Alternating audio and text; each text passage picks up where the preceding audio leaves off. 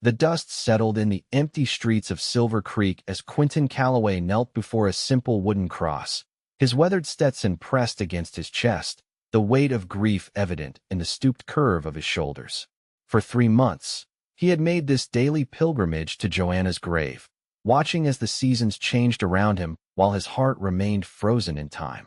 The year was 1878, and the promise of the frontier had turned to ash in his mouth. Quentin traced the carved letters of his wife's name, remembering her laugh, the way her eyes crinkled at the corners when she smiled. Typhoid had taken her swiftly, mercilessly, leaving him alone in the small cabin they'd built together on the edge of town. At 32, he had become a ghost among the living, merely going through the motions of existence. "I brought your favorite flowers, Joe," he whispered, laying a small bunch of wild prairie roses against the freshly turned earth. "Found them growing by the creek where we used to picnic." His voice cracked, and he fell silent, the words heavy and inadequate. The cemetery sat on a gentle slope overlooking Silver Creek, Wyoming territory. From this vantage point, Quentin could see the dusty main street, the general store, the saloon, and the newly constructed railroad station that had brought prosperity and strangers to their once quiet town. Beyond the buildings stretched the vast prairie, dotted with homesteads and cattle ranches, a landscape that had once held such promise. As the sun began its descent behind the distant mountains, painting the sky in hues of orange and pink, Quentin remained motionless, lost in memories. He didn't hear the soft footsteps approaching until a shadow fell across the grave. "Pardon me, sir," a gentle voice said. "I don't mean to intrude on your grief." Quentin looked up, squinting against the setting sun. A woman stood before him, her face partially obscured by the brim of a practical bonnet. She wore a simple calico dress, travel-worn and dusty. In her hands, she held a small loaf of bread wrapped in a clean cloth. "I noticed you've been here every day since I arrived in town," she continued when he didn't respond. "The innkeeper told me about your loss. I thought—" She hesitated, then extended the bread toward him. "I thought you might be hungry." Quentin stared at the offering, unable to comprehend this unexpected kindness. It had been so long since anyone had reached out to him, so long since he'd allowed anyone to penetrate the wall of grief he'd built around himself. "I can leave it here if you prefer to be alone," she said, mistaking his silence for rejection. "No." Quentin finally found his voice, rough from disuse. "I thank you, madam." He accepted the bread, the warmth of it seeping into his cold hands. Only then did he truly look at her. She was younger than he'd initially thought, perhaps 25 or 26, with clear blue eyes that regarded him with compassion rather than pity. Her chestnut hair was neatly pinned beneath her bonnet, and despite the dust of travel, there was a quiet dignity about her. "I'm Jessica Campbell," she offered, her gaze drifting to Joanna's grave. "I'm sorry for your loss, Mr. Calloway." "Quentin Calloway," he replied, the words feeling strange on his tongue after so many days of silence. "My wife, Joanna. She's been gone 3 months now." Jessica nodded, her expression solemn. The pain must be unimaginable. Something in her voice suggested she understood grief firsthand, and Quentin found himself asking, "Are you passing through Silver Creek, Miss Campbell?" "I had planned to, but—" She glanced toward town. "I found work at the schoolhouse. They were in need of a teacher, and I have some experience." A small smile touched her lips. "I start tomorrow, assuming any children appear for lessons." Quentin broke off a piece of the bread, the gesture automatic rather than born of hunger. There are plenty of children in these parts. Families setting down roots. He took a bite, surprised by the sudden awareness of flavor after months of eating without tasting. "This is good bread. Thank you.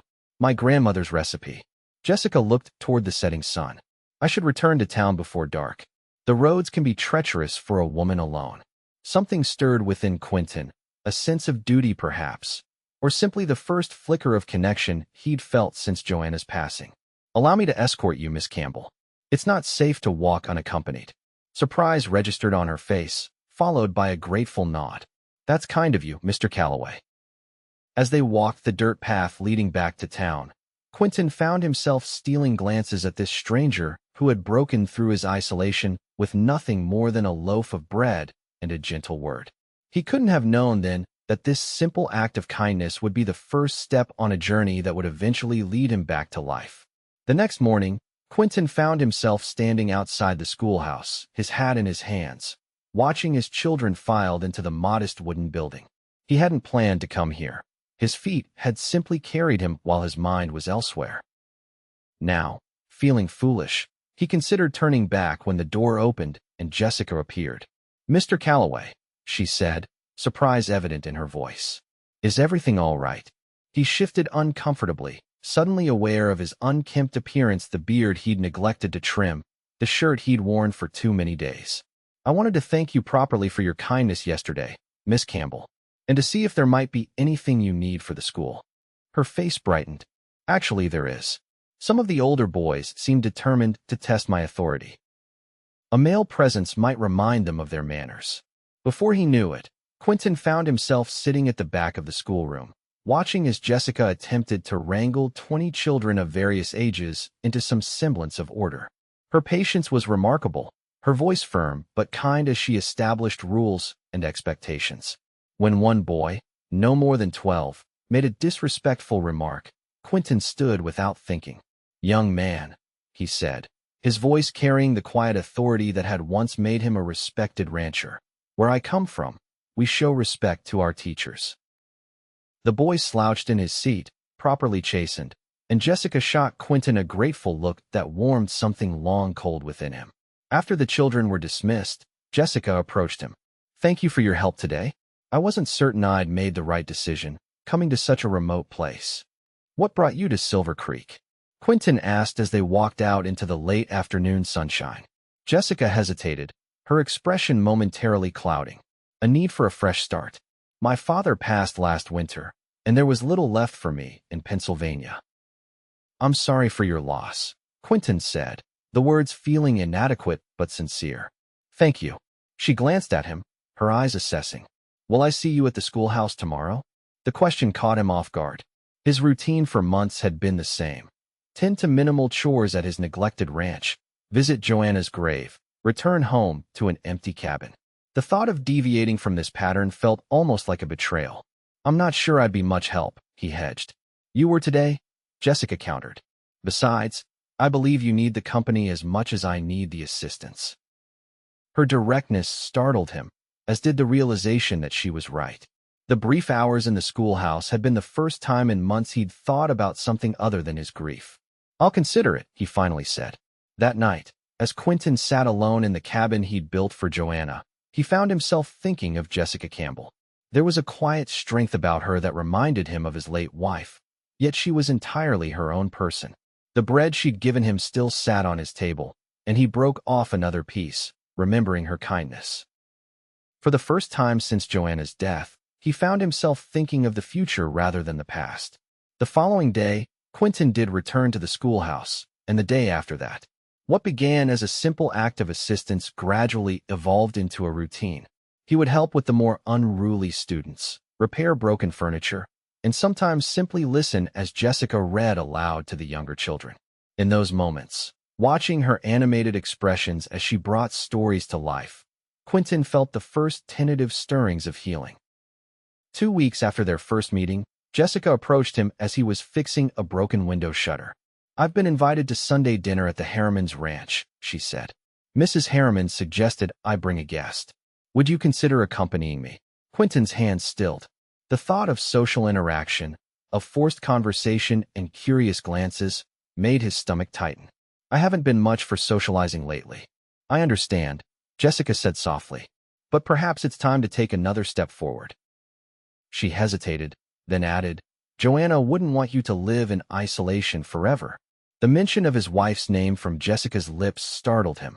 No one in town dared speak of Joanna to him anymore, treating his grief like a contagion they might catch if they acknowledged it. "You didn't know her," he said, more sharply than he intended. "No," Jessica agreed, unfazed by his tone. "But I know what it is to lose someone you love. My father was my whole world after my mother died when I was 12. When he passed, I thought I might die from the pain of it." Her eyes met his, steady and clear. "But we don't honor our loved ones by ceasing to live, Mr. Calloway." Her words struck him like a physical blow, penetrating the armor of grief he'd constructed. For a long moment, he couldn't speak, overwhelmed by the simple truth she offered. "Sunday dinner," he finally said, his voice rough. "What time shall I call for you?" The smile that illuminated her face was worth the discomfort he felt at the prospect of rejoining the world of the living. Sunday dinner at the Harriman Ranch proved less daunting than Quentin had feared. The rancher and his wife were kind. Their conversation focused on practical matters: the coming winter, the new railroad spur being built, the price of cattle, rather than probing into personal sorrows. As they rode back to town in Quentin's wagon, the stars emerging in the clear autumn sky, Jessica broke the comfortable silence between them. "Thank you for coming today. I know it wasn't easy." "It was good," Quentin admitted, surprised to find he meant it. "I'd forgotten what it was like to simply talk about ordinary things." "Ordinary things are what life is made of," Jessica observed. "The extraordinary moments, both joyful and painful, are rare by comparison." Quentin glanced at her profile, outlined in the moonlight. "You're a wise woman, Miss Campbell." "Jessica, please," she said. After facing down the Cooper twins together, "I think we've earned the right to first names." A chuckle escaped him, the sound strange to his own ears. "Jessica it is, then. And I'm Quentin." As they approached the small boarding house where she rented a room, Quentin felt a curious reluctance to see the evening end. "Would you care to join me for dinner tomorrow?" "At my ranch," he added quickly. "It's not much, but I still remember how to cook a decent meal." The invitation surprised him as much as it seemed to surprise her. For a moment, Jessica didn't respond, and Quentin feared he'd overstepped. "I'd like that very much," she finally said, her voice warm. "Shall I bring dessert?" Relief washed over him. "That would be fine." After helping her down from the wagon and seeing her safely to the door, Quentin drove home with a lightness in his chest he hadn't felt in months. As he passed the cemetery on the outskirts of town, he slowed the horses, looking toward the spot where Joanna lay. "I met someone," he whispered into the night. "I think you'd like her, Joe." There was no answer, of course, only the soft rustling of the prairie grass and the distant howl of a coyote. But for the first time, the silence didn't feel like abandonment. It felt like permission. The next day, Quentin threw himself into preparing his home for a visitor. He cleared away the accumulated dust and disorder of months of neglect, changed the sheets on the bed that had remained untouched since Joanna's illness, and even shaved his beard, revealing a face he barely recognized in the small mirror, thinner, older, but somehow more present than it had been. As he prepared a simple meal of venison stew and cornbread, he found himself wondering what Jessica would think of the small ranch he'd built with such hope just 3 years earlier. It wasn't grand, a 2-room cabin with a lean-to kitchen, a barn, and a small corral for the horses, but it represented everything he and Joanna had dreamed of when they'd left St. Louis to seek their fortune in the Wyoming Territory. Jessica arrived promptly at 6, carrying a covered dish that proved to contain a still warm apple pie. She'd exchanged her usual practical schoolteacher's attire for a simple blue dress that brought out the color of her eyes, and her hair was arranged in a loose knot at the nape of her neck. "Your home is lovely," she said as he showed her inside, her gaze taking in the sturdy furniture he'd crafted himself and the small touches that revealed Joanna's influence: curtains at the windows, a colorful quilt on the bed visible through the partially open bedroom door. "Joanna made it a home," Quentin said, the words coming more easily than he expected. "I just built the shell." Jessica's expression was thoughtful as she set the pie on the table. She must have been a remarkable woman. She was. Quentin found he wanted to speak of Joanna, to share her with this woman who had begun to pierce the veil of his grief. She was brave and kind and stubborn as a mule when she believed in something. "I wish I could have known her," Jessica said simply.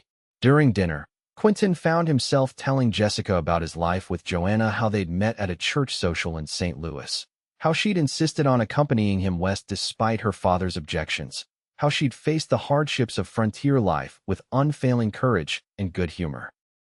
"She sounds like someone who embraced life fully," Jessica observed. "Someone who wouldn't want those she loved to stop living because she had." Quentin set down his fork, struck again by her insight. "No," he agreed slowly. "She wouldn't. She'd be furious with me, truth be told, for wasting so much time in mourning." "Not wasting," Jessica corrected gently. "Healing." Grief takes the time it takes. But there comes a moment when we must choose to honor our loved ones by living as they would want us to live. After dinner, they sat on the small porch, watching as the sun set over the prairie. Quentin found himself curious about this woman who had so unexpectedly entered his life. "Tell me about your father," he said. "You mentioned he passed last winter." Jessica's expression softened with memory. "He was a good man, a bookkeeper by trade, but a dreamer at heart. He filled our home with books and ideas." She smiled faintly.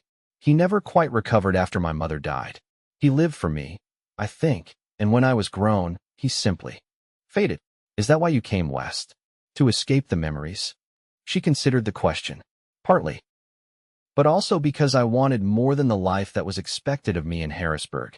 Teaching school, perhaps marrying a local businessman, living in the same house, seeing the same people year after year."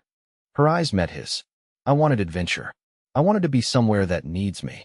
"Silver Creek certainly needs a proper teacher," Quentin acknowledged. "Those children were running wild before you arrived." "And what about you, Quentin?" Jessica asked, her voice soft in the gathering dusk. "What do you need?" The question hung between them, fraught with possibilities neither was quite ready to articulate. Quentin looked out at the land he'd worked so hard to tame, the future he'd planned with such certainty. "I'm still figuring that out," he finally said. "But I'm grateful for your help in the process." When he drove her back to town later that evening, the air between them had changed, charged with an awareness that went beyond simple friendship. At her door, Jessica hesitated, then reached out to touch his hand briefly. "Thank you for dinner, and for sharing Joanna with me," she said. "I hope you'll tell me more about her someday." Quentin nodded, oddly moved by her willingness to acknowledge his past rather than pretend it didn't exist. "I'd like that." As autumn deepened into winter, Quentin found himself spending more and more time in Jessica's company. He continued to help at the school, gradually becoming a fixture in the classroom. The children, initially wary of the somber cowboy in their midst, grew to accept and even rely on his quiet presence. On weekends, they would often ride out to his ranch, where Jessica helped him repair the neglect of the past months. Together they fixed the leak in the roof, replanted the kitchen garden Joanna had lovingly tended, and prepared the homestead for the harsh Wyoming winter ahead. In town, people began to take notice of the change in Quentin. The haunted look in his eyes had receded, replaced by a cautious return to life. Some whispered that it was too soon, that proper mourning should last at least a year. Others, who had watched with concern as Quentin withdrew into grief, were simply relieved to see him rejoin the community. For Quentin, each day brought new discoveries about Jessica, her quick wit, her passion for education, her unexpected skill with a rifle, taught by her father, who believed all women should be able to defend themselves. He found himself looking forward to their conversations, to the sound of her laughter, to the way she challenged his thinking and refused to treat him like a broken thing. One crisp December afternoon, as they worked together to preserve the last of the fall apples, Jessica broached a subject they had carefully avoided. "Christmas is coming," she said, slicing apples with practiced efficiency. "The children want to put on a pageant for the town. I was hoping you might help build the stable for the nativity scene." Quentin's hands stilled over the cinnamon he was grinding. Christmas had been Joanna's favorite holiday. The thought of celebrating without her sent a fresh wave of grief through him. Jessica, noting his silence, set down her knife.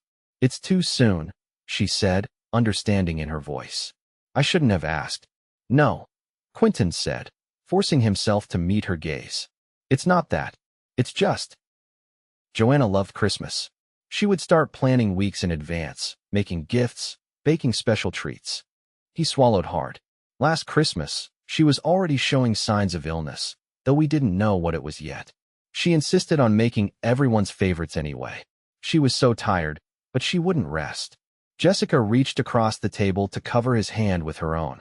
"Tell me about your favorite Christmas with her." The request surprised him, but he found himself responding, describing the Christmas of 1876 when a blizzard had trapped them in the cabin for 3 days. "We had plenty of food and firewood, so we weren't worried." Joanna turned it into an adventure. "We told stories, played cards, and made plans for the spring. It was just the two of us, but it felt complete." "That sounds wonderful," Jessica said softly. "It was." Quentin looked down at their joined hands, at Jessica's slender fingers resting on his work-roughened ones. I'll help with the stable for the pageant. Joanna would want the children to have a proper Christmas. The smile that lit Jessica's face warmed him more than the fire blazing in the hearth. Thank you. It will mean so much to them. As they returned to their work, a comfortable silence settling between them, Quentin realized that for the first time, thinking of Joanna brought more comfort than pain. He glanced at Jessica, her face intent as she arranged apple slices in the preserving jars, and felt a surge of gratitude for this woman who had somehow helped him find a way to honor his past while beginning to imagine a future. The Christmas pageant proved to be a turning point for both Quentin and the town of Silver Creek. Held in the newly completed church on Christmas Eve, it brought together ranchers, townspeople, and even a few of the more settled cowboys from the surrounding area. The children, under Jessica's careful direction, enacted the nativity story with earnest concentration, occasionally forgetting lines, but making up for it with enthusiasm. Quentin's stable, crafted with the same care he'd once devoted to building his home, stood at the center of the modest stage. Watching from the back of the church, he felt a sense of belonging he'd almost forgotten was possible. After the performance, as the townspeople mingled and shared Christmas greetings, Mayor Thompson approached Quentin with a proposition. Calloway, the town council's been discussing the need for a proper lawman, the portly man said without preamble. Silver Creek's growing, and with the railroad bringing more folks through, we need someone to keep the peace. Someone respected, with good judgment. Quentin frowned, not sure where this was heading.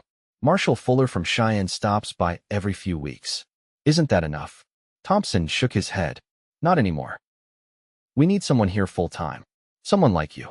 The suggestion took Quentin completely by surprise. Me? I'm not a lawman, Thompson. I'm a rancher. You were a rancher, Thompson corrected gently. Your place has been neglected this past year, and we all understand why. But you've got a way about you, Calloway. People listen when you talk. You're fair-minded and not afraid to stand your ground. He glanced across the room to where Jessica was helping the children out of their costumes. And it seems to me you might have a reason to stay in town more often these days. Quentin followed his gaze, caught Jessica's eye, and saw her smile warmly at him before turning back to the children. I'll think about it, he told Thompson, surprised to find he meant it. Later that night, as he escorted Jessica back to her boarding house through the gently falling snow, he told her about Thompson's offer. Sheriff Calloway, she mused, her breath forming small clouds in the cold night air. It has a certain ring to it. It's not something I ever considered, Quentin admitted. My father was a lawman back in Missouri. He died with his badge on, shot by a horse thief he was pursuing. He shook his head. I swore I'd never follow that path. Yet here you are, considering it, Jessica observed. Why? Quentin thought about it as they walked, their boots crunching in the fresh snow. Maybe because Silver Creek gave me and Joanna a chance at a new life when we arrived. Maybe it's time I gave something back. They reached the boarding house, but neither made a move to say goodnight, both reluctant to end this moment suspended in the quiet beauty of the snowy Christmas Eve. I have something for you, Jessica said suddenly, reaching into her pocket. It's not much, but she held out a small package wrapped in brown paper and tied with a simple string. Quentin took it, surprised and touched by the gesture. You didn't need to, I wanted to, she interrupted. Open it. Carefully, Quentin unwrapped the package to reveal a leather-bound journal, its cover embossed with his initials. I thought you might want to write down your memories of Joanna, Jessica explained, a note of uncertainty in her voice. So you never forget the little things that made her special. Quentin stared at the gift, overwhelmed by its thoughtfulness. The idea of preserving Joanna's memory in this way, of ensuring that the details of her life and personality wouldn't fade with time, struck him as incredibly precious. Thank you, he said, the words inadequate for the emotion he felt. This means more than I can say. Jessica's smile was soft in the moonlight. Merry Christmas, Quentin. Acting on impulse, Quentin leaned forward and pressed a gentle kiss to her cheek. Merry Christmas, Jessica. As he walked home through the silent, snow-covered streets, Quentin felt a strange sense of peace settle over him. For the first time since Joanna's death, he faced the future with something approaching hope. The new year brought changes to Silver Creek and to Quentin's life. After careful consideration and a long conversation with Jessica, he accepted the position of town sheriff. His first official act was to deputize Tom Wilson, a reliable young man who had recently returned from service in the cavalry. Quentin continued to live at his ranch, riding into town each morning and returning each evening. But increasingly, he found reasons to stay in town overnight: late meetings of the town council, the occasional need to supervise a drunk cowboy sleeping off a bender in the town's single jail cell, or simply the desire to spend an evening in Jessica's company. Their relationship had evolved into something neither could precisely define. More than friendship, not yet openly acknowledged as courtship, it existed in a space of mutual respect and growing affection. Quentin still visited Joanna's grave regularly, but now he often brought Jessica with him, finding comfort in her quiet presence as he maintained this connection to his past. One evening in early March, as they walked back from a town meeting where plans for Silver Creek's first proper schoolhouse had been approved, Jessica broached a subject that had been on her mind. "Quentin, may I ask you something personal?" He nodded, curious about her serious tone. "Do you think you could ever love again?"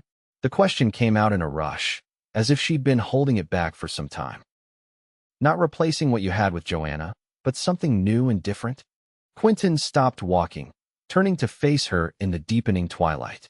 He'd asked himself the same question many times over the past months, as his feelings for Jessica grew stronger and more complex.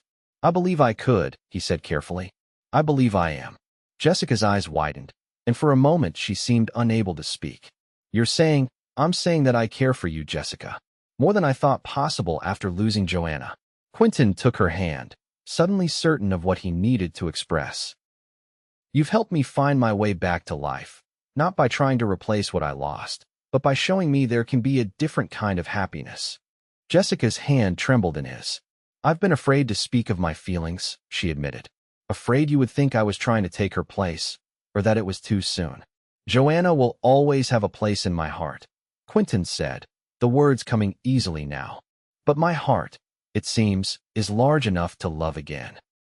The word love hung between them, neither quite ready to claim it directly, but both acknowledging its presence in the growing connection between them. Jessica stepped closer, her face tilted up to his. "I care for you too, Quentin.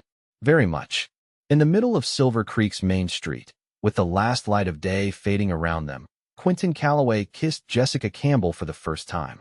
It was a gentle kiss, hesitant and sweet, the beginning of something rather than the culmination. When they parted, both were smiling, a little shy but certain in their shared understanding. "Would you have dinner with me tomorrow?" Quentin asked. "At the hotel restaurant? As a proper outing?" Jessica's smile deepened. "I would like that very much, Sheriff Calloway." As spring transformed the prairie, bringing new growth and color to the landscape, Quentin and Jessica's relationship blossomed as well. They began to be seen as a couple around town, attending church together, sharing meals at the hotel restaurant, and walking arm in arm during Jessica's free hours. The townspeople, who had watched Quentin's grief with sympathy and his gradual return to life with approval, generally supported this new development. A few old-timers grumbled that it was disrespectful to Joanna's memory, but most recognized that life on the frontier was too precarious and often too short to deny oneself happiness when it appeared. For Quentin, each day brought new discoveries about Jessica and about himself. He learned that she had a passionate interest in women's suffrage, having been influenced by her father's progressive views. He found that she could ride as well as any cowboy, a skill she'd acquired during summers spent at her uncle's farm in Pennsylvania. And he discovered that her quiet strength masked a vulnerability born of her own losses and disappointments. In turn, Jessica came to understand the depth of Quentin's commitment to the life he'd built in Silver Creek, his underlying sense of responsibility to the community, and the complexity of his grief for Joanna, not a simple sadness, but a mixture of love, loss, guilt, and gratitude that would always be part of who he was. Their courtship was not without challenges. Quentin's new role as sheriff sometimes put him in danger, a fact that Jessica struggled to accept after having already lost so much. And Jessica's independent nature occasionally clashed with Quentin's protective instincts, leading to spirited disagreements that they were learning to resolve through honest communication. One warm evening in late May, Quentin took Jessica on a picnic to a spot he'd discovered years earlier, a small clearing near a stream, sheltered by cottonwood trees and offering a spectacular view of the sunset over the distant mountains. He spread a blanket on the ground and unpacked the basket of food he'd prepared with care. As they ate and talked, watching the changing colors of the sky, Quentin felt a sense of rightness, of being exactly where he was meant to be. When Jessica laughed at something he said, her face illuminated by the golden light of the setting sun, he knew with sudden clarity what he wanted to ask her. "Jessica," he began, his heart racing. "These past months have been the most unexpected gift. When Joanna died, I thought my life was over. I couldn't imagine finding joy again, or purpose, or love." Jessica's expression grew serious as she recognized the shift in his tone. "Quentin, please, let me finish," he said gently. "I need to say this." He took her hand, drawing strength from the contact. "You didn't try to replace what I'd lost. You simply offered friendship, understanding, and eventually, a new kind of love. You helped me see that honoring Joanna's memory doesn't mean living forever in grief." Reaching into his pocket, Quentin withdrew a small box. "I know our courtship has been unconventional, and perhaps some might think it too soon. But life out here has taught me not to waste precious time." He opened the box to reveal a simple gold ring set with a small sapphire. "Jessica Campbell, would you do me the honor of becoming my wife?" Jessica's eyes filled with tears, but her smile was radiant. "Yes," she whispered. "Yes, Quentin, I will marry you." As he slipped the ring onto her finger, Quentin felt a sense of completion, of having found his way to a future he could embrace wholeheartedly. "It was my grandmother's," he explained, nodding at the ring. "Joanna wore it until she became ill and it grew too loose. She made me promise to keep it safe." He met Jessica's gaze steadily. "I believe she would be glad to know it's with you now." Jessica looked down at the ring, then back at Quentin. "I'll wear it with honor," she promised, "both for your grandmother's memory and for Joanna's." They decided on a simple wedding in late June, when the prairie would be abloom with wildflowers.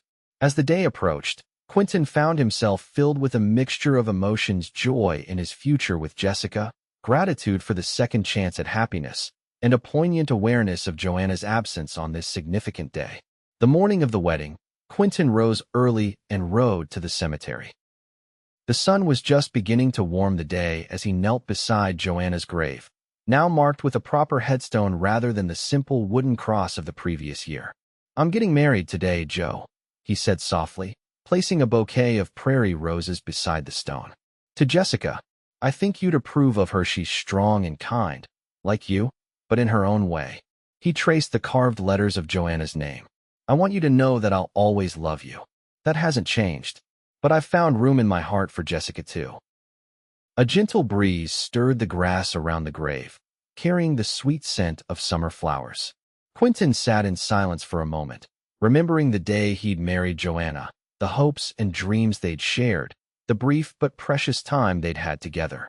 "Thank you," he whispered finally, "for the love we shared, for the strength you gave me, for everything." He stood, placing his hat back on his head. "I'll be back to visit. I promise." As he turned to leave, he noticed a figure standing at the cemetery gate: Jessica, dressed simply but beautifully in a new blue dress, her hair arranged with flowers instead of a veil. "I thought I might find you here," she said as he approached. "I wanted to come with you, but I wasn't sure if you needed this time alone." Quentin took her hands in his. "Thank you for understanding." Jessica glanced toward Joanna's grave. "I made a promise to her," she said softly, "that I would cherish you as she did, and that I would never try to erase her memory from our life together." Deeply moved, Quentin drew her into his arms. "You are an extraordinary woman, Jessica Campbell." "Soon to be Jessica Calloway," she reminded him with a smile. "If you're still certain?" "More certain than I've ever been of anything," he assured her. The wedding took place that afternoon in the small church where the Christmas pageant had been held. The entire town turned out for the occasion, filling the simple wooden pews to capacity. Mayor Thompson performed the ceremony, his usual bluster tempered by the solemnity of the moment. As Quentin and Jessica exchanged their vows, promising to love and cherish each other through whatever life might bring, Quentin felt a profound sense of coming full circle. The journey from the depths of grief to this moment of new beginning had been neither straight nor easy, but standing beside Jessica, her hand warm and steady in his, he knew it had led him exactly where he needed to be. The celebration afterward was lively, with music, dancing, and enough food to feed the entire county. As the sun began to set, casting long shadows across the town square, Quentin led Jessica away from the festivities and toward the wagon that would take them to the ranch, their home now, a place they would fill with new memories while honoring those of the past. "Happy, Mrs. Calloway?" he asked as he helped her into the wagon. Jessica's smile was answer enough, but she leaned forward to kiss him soundly. "Happier than I ever imagined possible, Sheriff Calloway." As they drove away, the cheers and well wishes of the townspeople following them, Quentin reflected on the strange and wondrous path that had brought him to this moment. From the darkest days of loss to the bright promise of new love, it had been a journey of healing he could never have foreseen when he sat alone beside Joanna's grave, lost in grief. Life in Silver Creek settled into a new rhythm for Quentin and Jessica. Their days were full, Quentin with his duties as sheriff, Jessica with her growing school, both of them working together to restore the ranch to its former productivity. They planted a larger garden that summer, added a few cattle to the ones that had survived Quentin's period of neglect, and began to plan for the future. Jessica proved to be as capable a ranch wife as she was a teacher, adapting quickly to the demands of managing a household while continuing her work with the children of Silver Creek. The school board, impressed with her dedication and results, approved the construction of a proper schoolhouse to replace the converted storefront where she'd been teaching. In late summer, Jessica received a letter that would change their lives once more. Her maternal aunt in Boston had passed away, leaving Jessica a modest inheritance enough to make significant improvements to the ranch or to invest in the growing town of Silver Creek. "What do you think we should do with it?" Jessica asked Quentin as they sat on the porch one evening, watching the sunset. Quentin considered the question carefully. "It's your inheritance," he said. "The decision should be yours." Jessica shook her head. "We're partners now. This affects both of us." Her words warmed him, reminding him of how far they'd come in the months since their wedding. "Well," he said thoughtfully, "the town could use a proper doctor. The nearest one is in Cheyenne, and that's too far when there's real trouble." Jessica's eyes lit up. "What if we used part of the money to help establish a medical practice here? Perhaps offer a subsidy to a qualified doctor willing to relocate." "And the rest?" Quentin asked, intrigued by her enthusiasm. "The rest we could use to expand the ranch," Jessica suggested. "Not just cattle, but perhaps some crops as well. The railroad makes it easier to ship produce to the larger cities now." Quentin nodded, impressed by her practical vision. "You've given this some thought." "I have," Jessica admitted. "I want us to build something lasting here, something that benefits not just us but the whole community." "Like Joanna's bread," Quentin said softly. Jessica looked at him questioningly. "The day we met," he explained, "you brought me bread when I was grieving. It was a simple act of kindness, but it changed everything for me." He took her hand.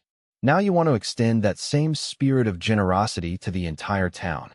Jessica's expression softened. "I hadn't thought of it that way, but yes, I suppose that's true." "Then I think it's a fine idea," Quentin said.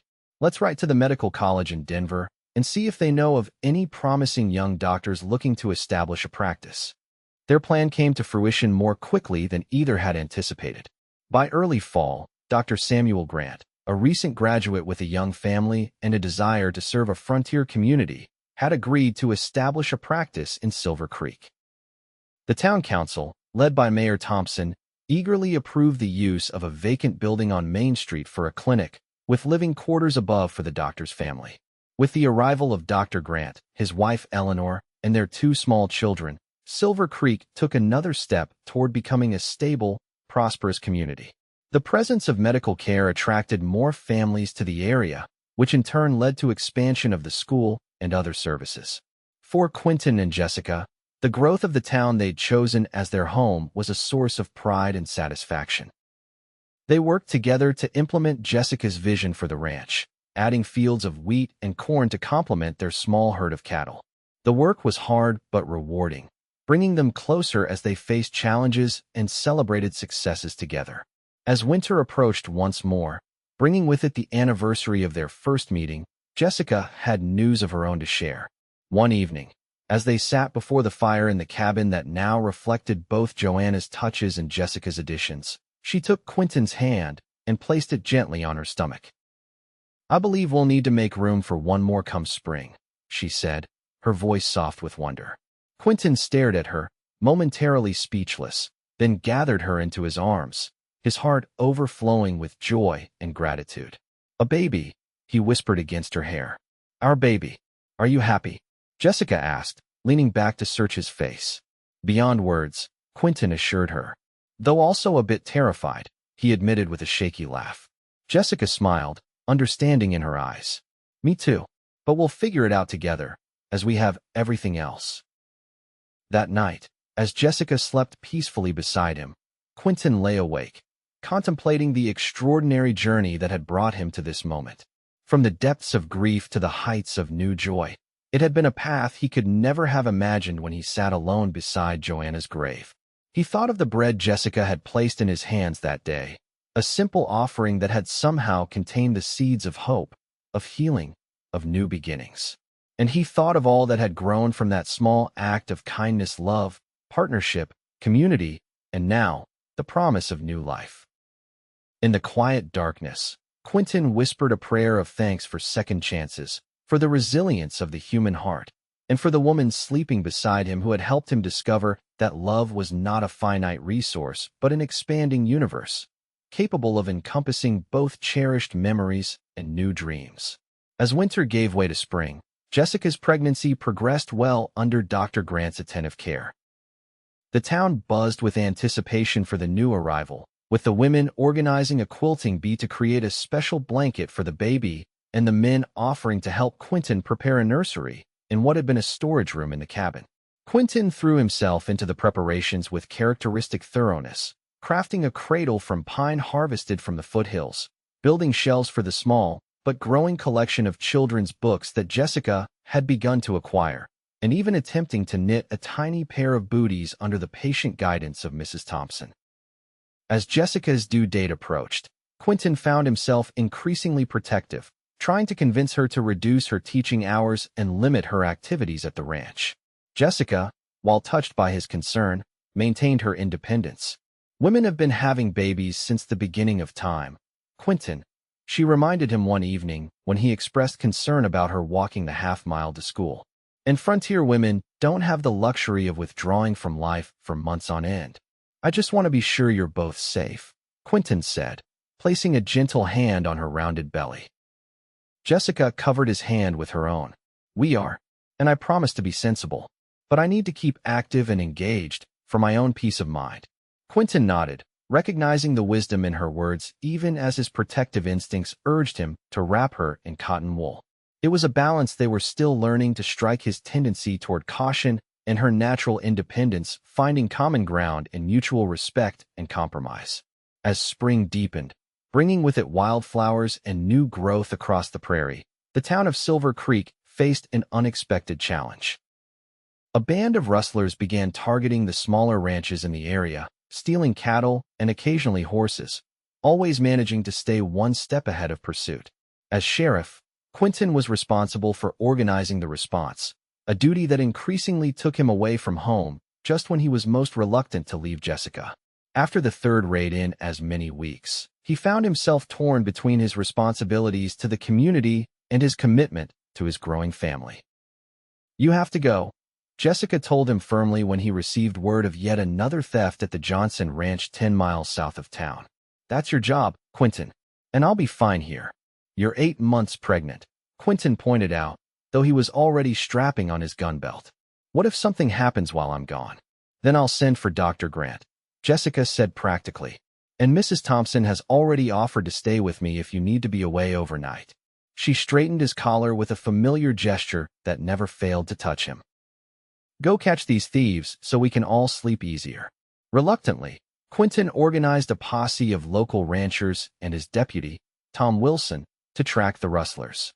The trail led them into the foothills, where the terrain became increasingly difficult and the weather unpredictable. For 3 days, they followed signs of the stolen cattle, catching glimpses of their quarry but unable to close the gap. On the fourth day, a spring storm blew in from the mountains, bringing heavy rain and making the trail nearly impossible to follow. Frustrated but recognizing the futility of continuing in such conditions, Quentin made the decision to return to Silver Creek.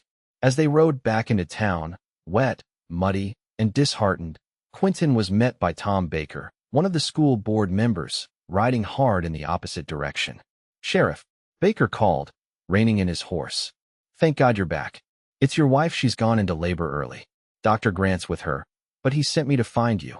Quentin's heart lurched. "How long?" "Started yesterday evening, from what I heard. Mrs. Thompson's been with her, and the doctor got there around midnight." Without waiting to hear more, Quentin spurred his horse toward home, fear and anticipation driving him forward through the continuing rain. The journey to the ranch, usually a comfortable ride, seemed interminable, each minute stretching into what felt like hours. When he finally reached the cabin, tying his horse hastily to the hitching post, he could hear voices inside: Dr. Grant's measured tones, Mrs. Thompson's encouraging murmurs, and, most precious of all, Jessica's voice, strained but determined. He burst through the door, dripping rain onto the floor, and found himself facing Mrs. Thompson, who blocked his way with surprising firmness for a woman of her diminutive stature. "Sheriff Calloway, you're not coming any further until you've cleaned up," she declared, eyeing his mud-spattered clothing. "Your wife is doing just fine, but she doesn't need you bringing half the territory's dirt into her birthing room." Chastened, Quentin allowed himself to be directed to the wash basin, where he hastily cleaned up and changed into dry clothes before being permitted to enter the bedroom. The scene that greeted him there would remain etched in his memory forever. Jessica, her hair damp with perspiration, her face drawn with exhaustion but alight with determination, was propped up on pillows in their bed. Dr. Grant sat at the foot of the bed, his sleeves rolled up, his expression calm and focused. "Quentin," Jessica breathed, reaching out a hand to him. "You're here." He crossed to her side in 2 strides, taking her hand and pressing it to his lips. "I'm here, love." "I'm sorry I wasn't." His apology was cut short as Jessica's face contorted with pain, her hand gripping his with surprising strength as another contraction seized her. Dr. Grant glanced up, his expression reassuring. "She's doing wonderfully, Sheriff. First babies often take their time, but everything is progressing as it should."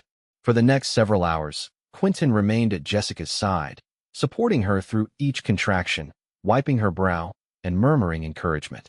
As the labor intensified, he was struck by her incredible strength, her refusal to give in to exhaustion or fear. Finally, as the storm outside began to abate, Dr. Grant announced that it was time to push.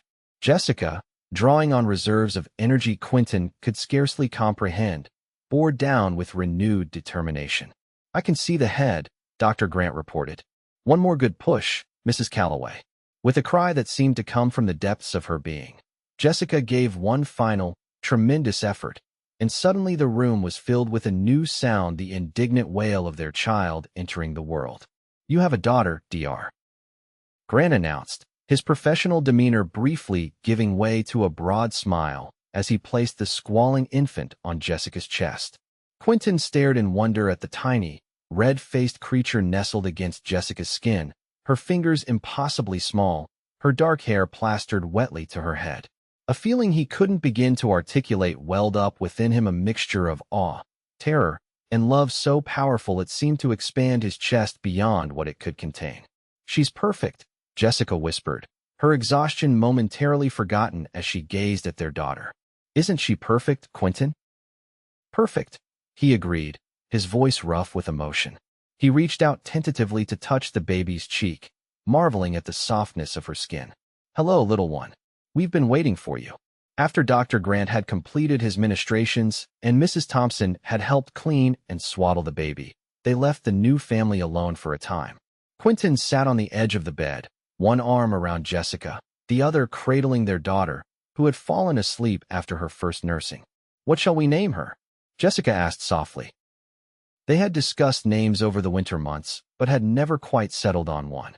Now, looking at their daughter's peaceful face, Quentin knew with certainty what he wanted to suggest. "What do you think of Hope?" he asked.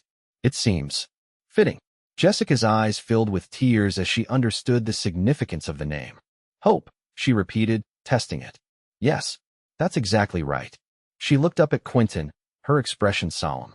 And for her middle name, Joanna. Quentin's throat tightened with emotion at this unexpected gesture. Are you sure? I'm sure, Jessica said firmly. Hope Joanna Calloway. A name that honors where we've been and where we're going.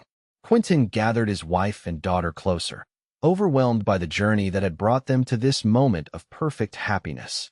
From the darkest days of grief to this bright new beginning, it had been a path marked by unexpected kindness, second chances, and the remarkable resilience of the human heart. As the last light of day faded outside their window, painting the prairie in shades of gold and pink, Quentin thought of that first encounter at Joanna's grave, a grieving cowboy and a compassionate stranger, an offering of bread, the first tentative seed of hope planted in barren soil. Thank you, he whispered, pressing a kiss to Jessica's temple. For the bread, for the hope, for everything. Jessica smiled up at him, understanding the full meaning behind his simple words. And thank you, she replied, for being brave enough to accept them. In the quiet of their cabin, with their daughter sleeping peacefully between them, Quentin and Jessica Calloway embraced their shared future, built on a foundation of love that encompassed both cherished memories and new dreams. And as night fell over the vast Wyoming prairie, bringing stars to the clear sky above, the light within their home burned steady and bright, a beacon of hope, of healing, of the enduring power of love to transform even the deepest grief into unexpected joy. In the years that followed, Hope Joanna Calloway grew into a spirited child with her mother's quick intelligence and her father's quiet determination.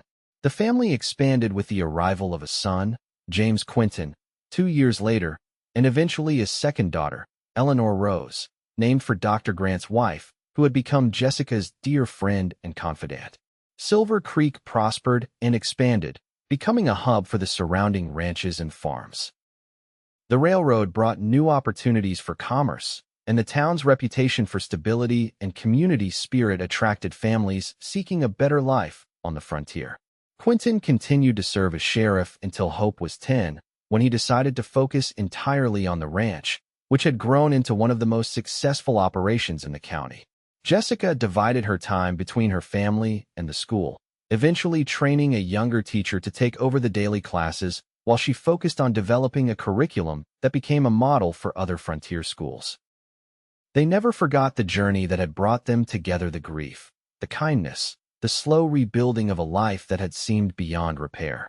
Each year on the anniversary of their first meeting, Quentin and Jessica would visit Joanna's grave together, bringing flowers and sharing stories with their children about the woman whose memory they continued to honor.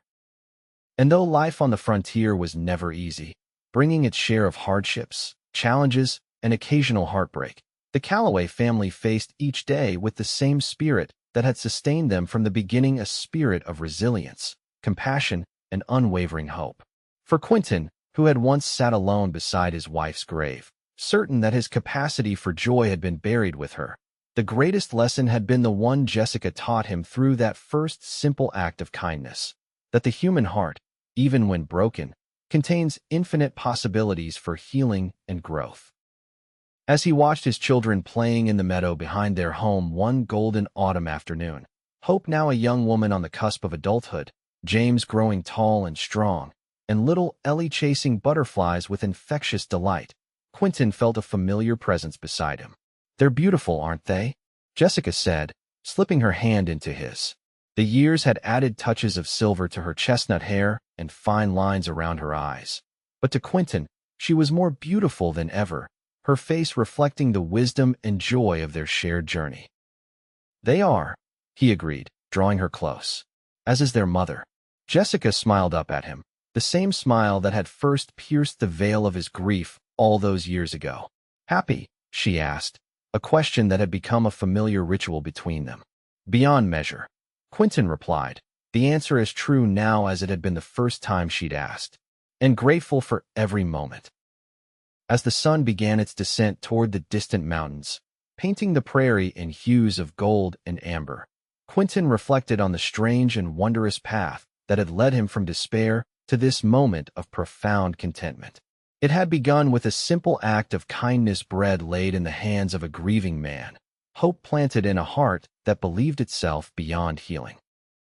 And from that small beginning had grown a life richer and more meaningful than he could ever have imagined on that day when a stranger's compassion had reminded him that even in the darkest moments, there remained the possibility of light. In the gathering dusk, with Jessica by his side and their children's laughter carrying on the evening breeze, Quentin Calloway knew with absolute certainty that he had found his way home, not to the place he'd once believed was his destination, but to something far more precious. A life built on love that encompassed both treasured memories and new beginnings, a heart expanded by grief, yet ultimately healed by hope. And in that knowledge, there was peace.